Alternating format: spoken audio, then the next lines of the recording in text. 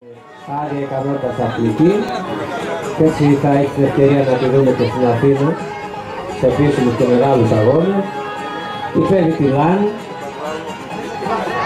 μια φοράδα με έντονη προσωπικότητα, πολύ σημαντική προσπάθεια της Κατερίνας.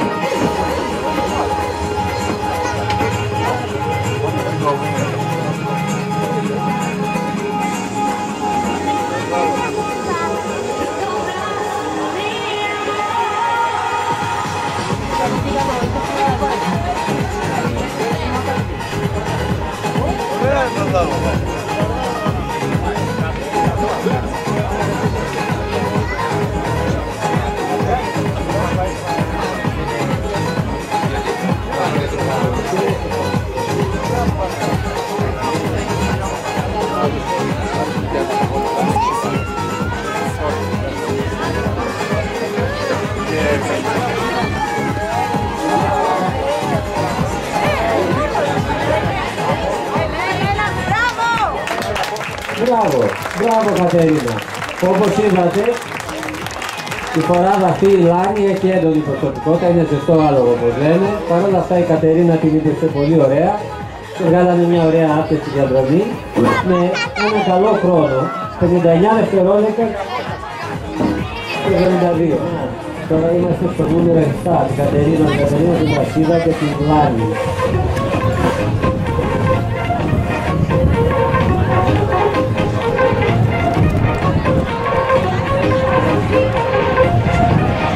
Κατερίνα, καλή επιτυχία και με χαμόγελο, έτσι μπράβο. Δηλαδή είναι και αυτή μια φοράδα ελληνικής παραγωγής. Έντονο ταπεραμένο όπως είπαμε. Αλλά όπως φαίνεται με την Κατερίνα έχουμε κάνει καλή ομάδα.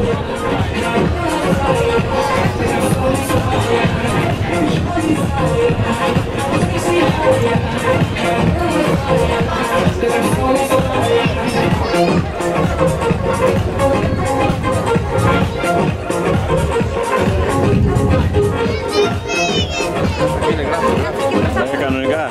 Πάει καλά. Ωραία χαρά πάει και το πάει και γρήγορα.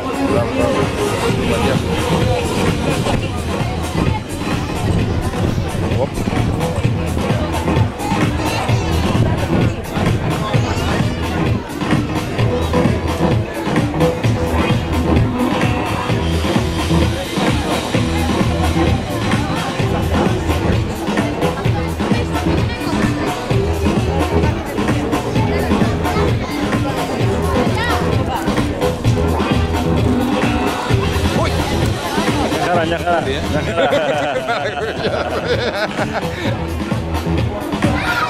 Έλα, εντάξει, άπεστη.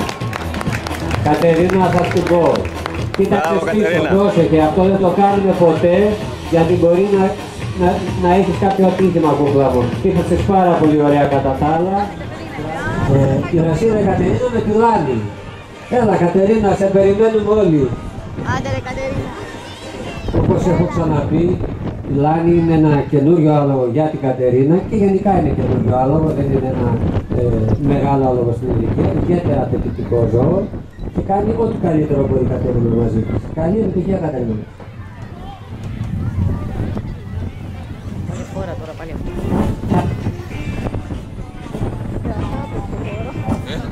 Στο άλογο, λέω αυτό που να κάνει.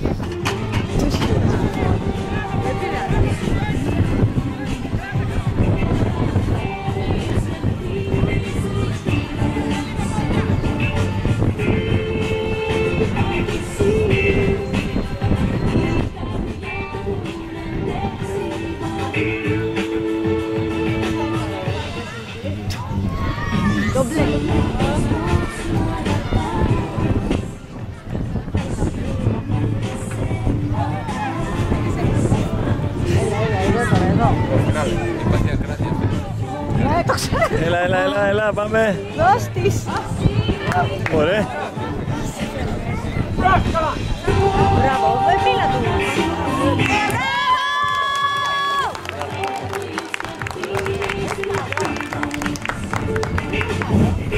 Πάρα πολύ ωραία προσπάθεια για ένα άλογο που δεν είναι τόσο έτοιμο εκπαιδευμένο. Βλέπουμε την αγωνία ζωγραφισμένη στα πρόσωπά τους.